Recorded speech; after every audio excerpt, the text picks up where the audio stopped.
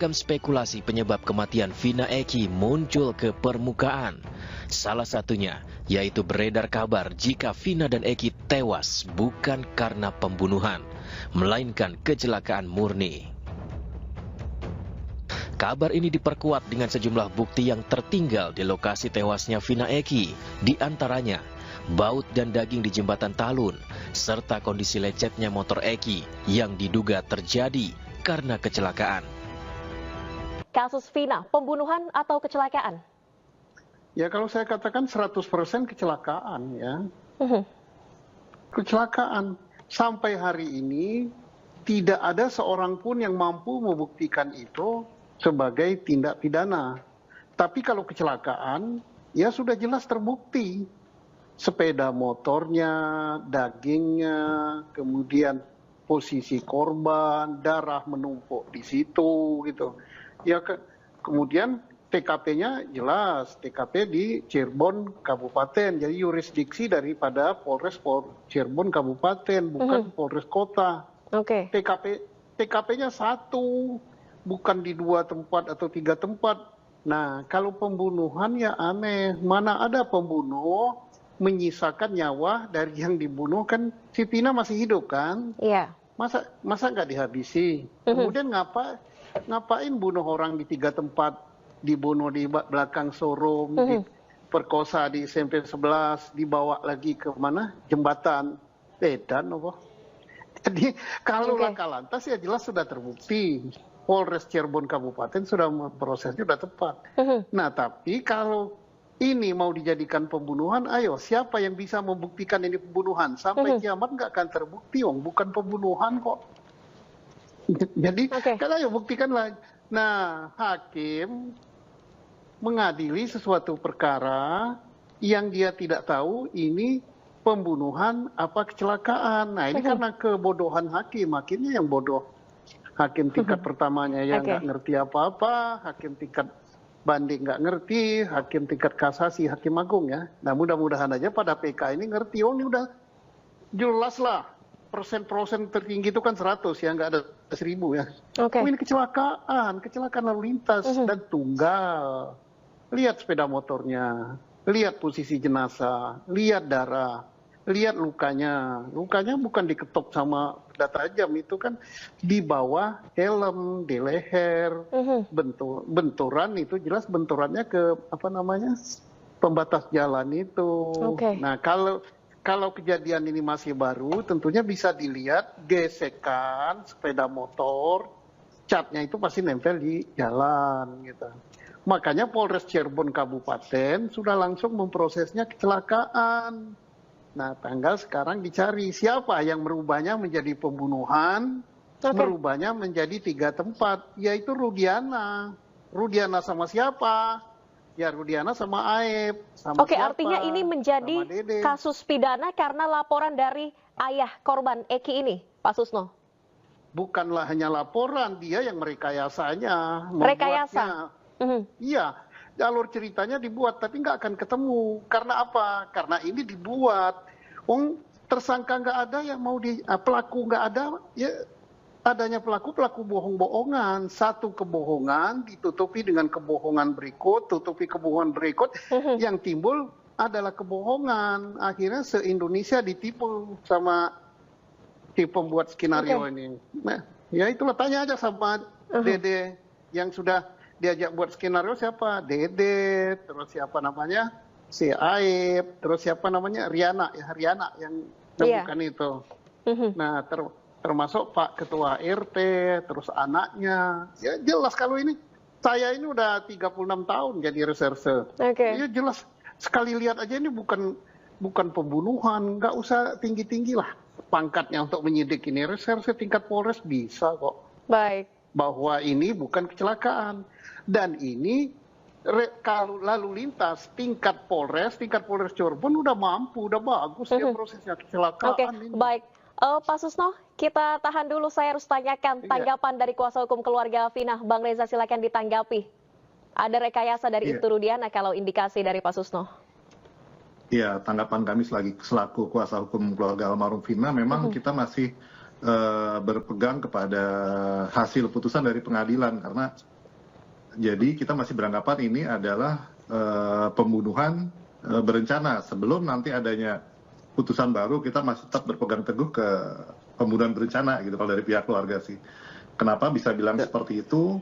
Karena memang dari awal menurut pengakuan dari kakak almarhum juga itu masalah motor ya, kalau karena kita tidak mendampingi dari awal, kita hanya mendengarkan cerita dari kakak almarhum itu, memang setelah 3 hari motor dikembalikan dan handphone itu, menurut pengakuan itu tidak seperti terjadinya laka lantas. Dalam artian untuk yang laka lantas yang sebegitu hebat itu harusnya motornya hancur atau handphonenya juga rusak gitu kan. Tapi memang di situ juga pada saat memandikan jenazah almarhum, menurut beberapa pengakuan dari saudaranya yang memandikan pada saat itu, neneknya dan lupa saya siapa namanya, itu juga memang tidak ditemukan seperti bekas kecelakaan, dalam arti ada daging cowel atau tercabik, tapi memang lebih ke bagian kepala belakang leher itu seperti tidak ada tulangnya, terus juga di kemaluan itu katanya bengkak. Jadi memang sampai pada saat ini dari pihak keluarga memang masih menganggap itu suatu pembunuhan. Tetapi apabila nanti terbukti itu laka lantas, ya kita pasti akan menerimanya seperti itu. Oke.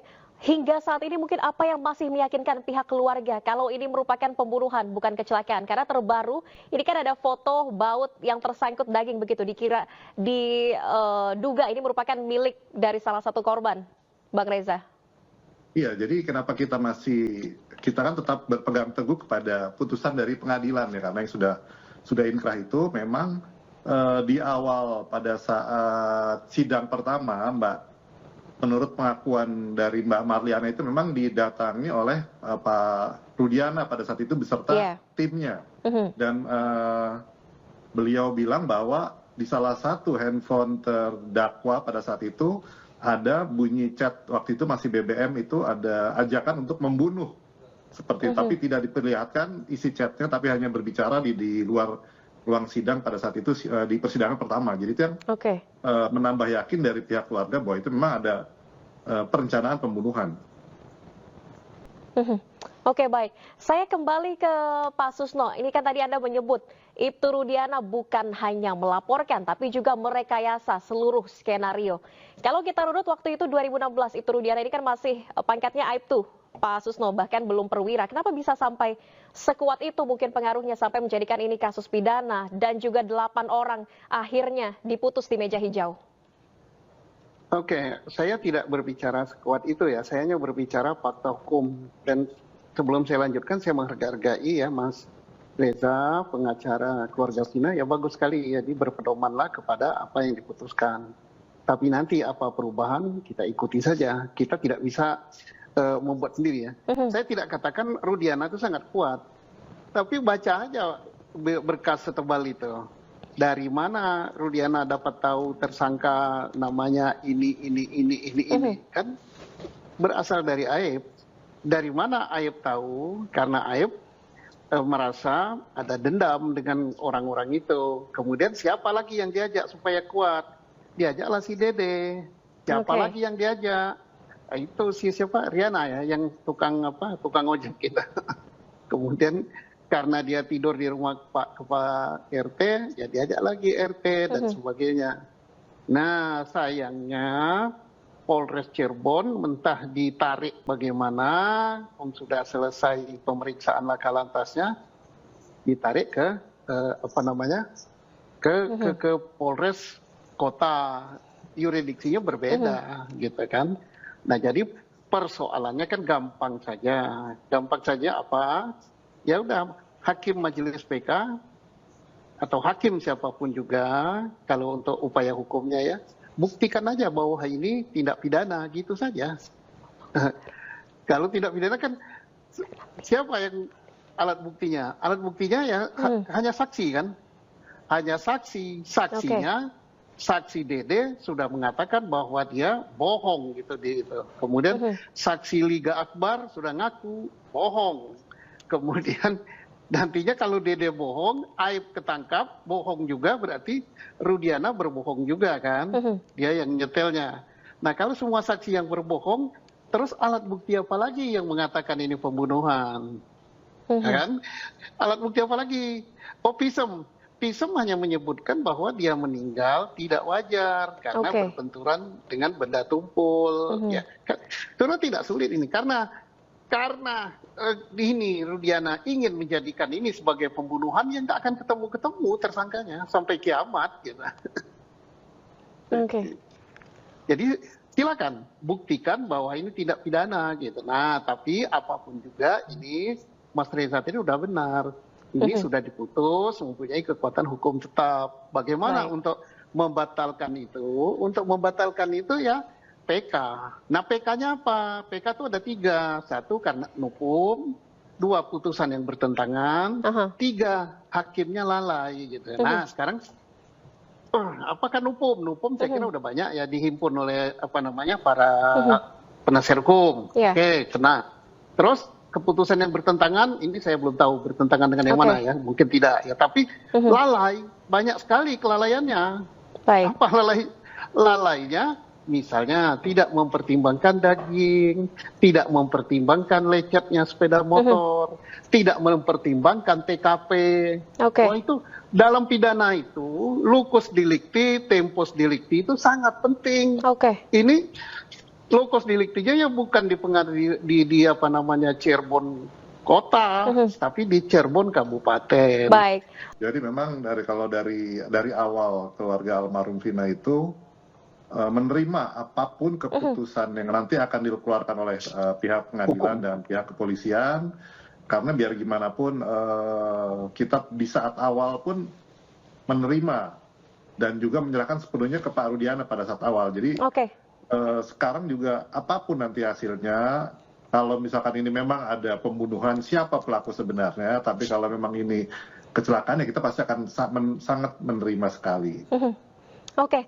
Kalau dari tim kuasa hukum dan juga pihak keluarga sendiri, apakah selama 8 tahun ini dan juga belakangan ini dengan terkuaknya bukti-bukti baru, sudah ada upaya menghubungi Ibtu Rudiana? Jadi memang dari awal kasus ini muncul kan Bang Hotman Paris juga berusaha menghubungi, dan saya juga yang kebetulan satu kota dengan Pak Rudiana menghubungi atau mendatangi juga dengan segala macam cara, memang tidak berhasil gitu kan. Jadi pada saat di pertengahan kasus ini memang Pak Rudiana sempat menghubungi tim kami untuk meminta kami sebagai kuasa hukum dari Pak Rudiana, tapi karena kita sudah fokus ke almarhum Vina, kita menolak, dan setelah itu kita tidak pernah ada komunikasi lagi dengan Pak Rudiana. Ya, kita juga sangat sampai sekarang tetap berupaya untuk berkomunikasi, karena dari beberapa unggahan di media sosial kan ada keterangan bahwa yang namanya Dede kalau tidak salah itu kan membantah semua kesaksian sebelumnya, dan atas arahan saudara Aib dan Pak Rudiana, ya itu kan kalau tidak benar itu kan berarti kan berita bohong itu luar biasa, itu kan harusnya dilaporkan. Makanya kita berharap untuk Pak Rudiana itu ayo muncul gitu kan, benar atau tidaknya. Kalau tidak benar ya silahkan dilaporkan, kalau benar ya nanti seperti apa sanggahannya, kan seperti itu. Semua itu kan ada mekanisme hukumnya sendiri gitu. Baik. Saya ke Pak Susno. Pak Susno, ini kan Ibtu Rudiana seakan-akan ditelan bumi begitu, tidak pernah muncul. Apakah ada pihak yang melindungi begitu dari institusi sendiri, atau kenapa tidak muncul lagi ke publik? Kan dia masih punya jabatan juga dan masih berstatus polisi aktif. Saya tidak percaya bahwa Ibtu Rudiana tidak bisa ditemukan ya, karena dia masih polisi aktif, masih harus tiap hari kantoran. Tiga hari nggak masuk kantor, dia sudah melanggar disiplin, sudah harus diproses. Nah kalau dia tidak ngantor lebih dari 2 hari, berarti dia izin gitu. Nah izinnya izin siapa? Atau memang dia ngantor tapi tidak ditampakkan ke umum. Jadi artinya tidak terlalu sulit cari Ibtu Rudiana, tinggal kita minta atasan langsungnya. Nah atasan langsungnya siapa? Ya Kapolres Kota Cirebon. Kalau Kapolres Kota Cirebon ngadapkannya, dia harus ngadap. Kalau dia tidak ngadap, ya bisa pelanggaran disiplin, pelanggaran kode etik, ya bisa dipecat. Artinya, Rudiana itu pasti ada. Kalau tidak, nah tinggal nanti saat yang tepat kita tunggu kapan Kapolres Cirebonnya menampilkan dia ke publik. Iya, ini kan sudah ada tuntutan dari publik, Pak Susno, untuk menghadirkan Ibtu Rudiana, tapi sampai saat ini tidak ada. Apakah ada upaya justru atasan yang melindungi? Saya tidak bisa berkesimpulan itu ya. Bisa dikatakan melindungi, bisa dikatakan tidak, tapi mari kita tunggu. Tapi yang jelas makin tidak ditampakkan ke publik, makin tidak diperiksa pelanggaran Ibtu Rudiana, yang rugi ya polisi, Polri. Kalau Polri rugi, saya yang pensiunan ini ikut rugi juga. Karena apa? Mereka yang berdinas sekarang itu adalah semacam kamilah yang mendidiknya. Jadi yang pertama yang bersalah itu ya saya gitu, dan generasi saya. Generasi saya lah yang melahirkan Kapolri sekarang, yang melahirkan Kapolda, termasuk Kapolres. Ya. Jangan dikira saya udah pensiun ini tidak milik Polri. Polri itu milik rakyat seluruh Indonesia yang gaji rakyat. Jadi jangan ada kata-kata bahwa itu misalnya nggak ditampilkan, nggak diapa-apa, ya tampilkan, dan hak masyarakat untuk mendapatkan penerangan gitu. Nah, apalagi kita dengar tadi dari Mas Raden Reza ya, dia kan sama-sama korban menghilang, dan ada satu lagi yang sangat-sangat penting tadi ya, dikatakan bahwa ada chart di HP-nya si Vina tentang ancaman pembunuhan, katanya Rudiana. Nah ini harus dikejar oleh polisi, oleh penyidik. Benar nggak? Jangan-jangan dia berbohong lagi. Kalau benar itu harus dilacak, berasal dari HP nomor berapa, kapan, siapa. Karena kalau ada chat di HP itu paling gampang, itu jejak elektronik. Judi online aja bisa dilacak, apalagi hanya gitu kok. Oke, Bang Reza, ancaman pembunuhan ini masih disimpan bukti digitalnya hingga saat ini oleh tim kuasa hukum? Jadi saya luruskan kembali, jadi bukan Vina yang diancam pembunuhan, tetapi pada saat sidang yang pertama, Pak Rudiana beserta tim menemui Mbak Marliana di luar ruang sidang. Berbicara kepada Mbak Marliana bahwa di handphone salah satu terdakwa ada rencana pembunuhan terhadap Vina dan Eki. Chat, tapi terhadap Vina dan Eki, gitu kan, tanpa memperlihatkan handphone, tapi hanya berbicara, gitu kan. Itu yang handphone salah satu terdakwa ini pernah dibuka di persidangan, Bang Reza? Tidak dibuka. Jadi tapi hanya dari perkataan saja itu Rudiana kepada Kakak Vina? Perkataan Pak Rudiana dan tim pada saat itu ke Mbak Marliana, menuturkan kepada kita. Oke, artinya juga dari pihak keluarga Vina, tim kuasa hukum, tidak pernah melihat langsung bukti ini, ancaman pembunuhan, yang katanya dari HP salah satu terdakwa? Tidak, apalagi pada saat itu kan Mbak Marliana tidak didampingi kuasa hukum, gitu kan. Kita hanya mendengar dari Mbak Marliana menyampaikan kepada kita pada saat itu, di handphone salah satu terdakwa ya memang ada rencana upaya pembunuhan. Oke, pernah menanyakan tidak Bang Reza dari pihak keluarga, mungkin kakaknya Vina dan juga dari tim kuasa hukum pada waktu itu, minta Ibtu Rudiana memperlihatkan bukti-buktinya? Karena pada saat itu kan kita sudah, pihak keluarga sudah pasrah, jadi apapun itu ya sudah diserahkan kepada Pak Rudiana untuk mengurus masalah ini, Mbak. Jadi tidak begitu jauh turut campur dan juga kan kurang mengerti hukum gitu Pak. Jadi lebih diwakilkan oleh Pak Rudiana pada saat itu. Oke, Pak Susno, kalau benar Ibtu Rudiana kemudian merekayasa ini menjadi suatu peristiwa pidana, kemudian berarti 8 terpidana yang ditangkap. Ini salah tangkap lagi dong. Kalau kita hitung dengan kemarin Peggy Setiawan kan tambah 1, tambah 9, tapi sudah diputus di pra-peradilan. Artinya apakah Ibtu Rudiana kemampuan merekayasanya sebegitunya atau penyidik yang tidak mumpuni? Saya yakin yang di dalam itu termasuk Saka Tatal yang sudah keluar, itu salah semua. Nah, kenapa saya yakin salah semua? Karena ini tidak ada tersangka, ya, tidak ada pelaku yang bunuh. Kalau kecelakaan lalu lintas kan tidak ada pelaku pembunuh, ya. Paling kalau kecelakaan lalu lintasnya tabrakan, ya ada pelakunya.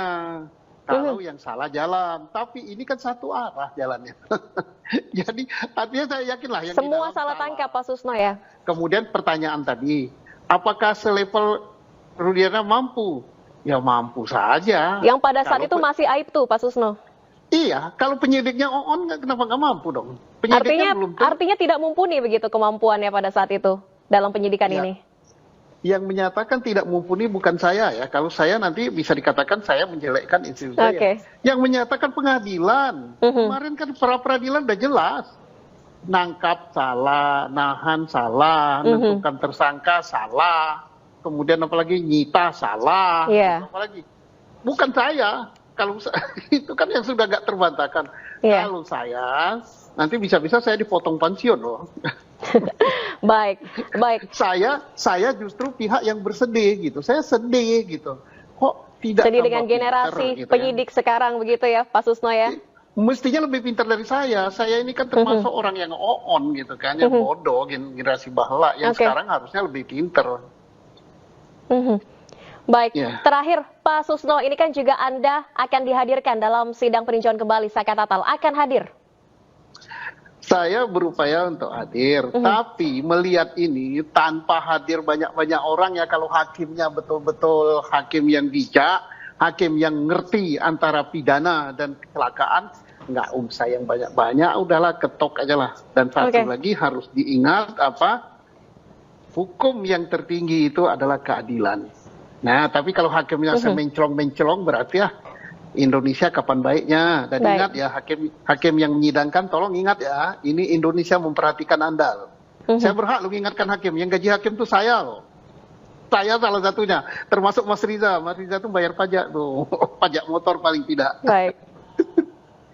Nantikan informasi lainnya. Jangan lupa subscribe, like, dan aktifkan loncengnya. Netizen, tunjukkan komentar supernya.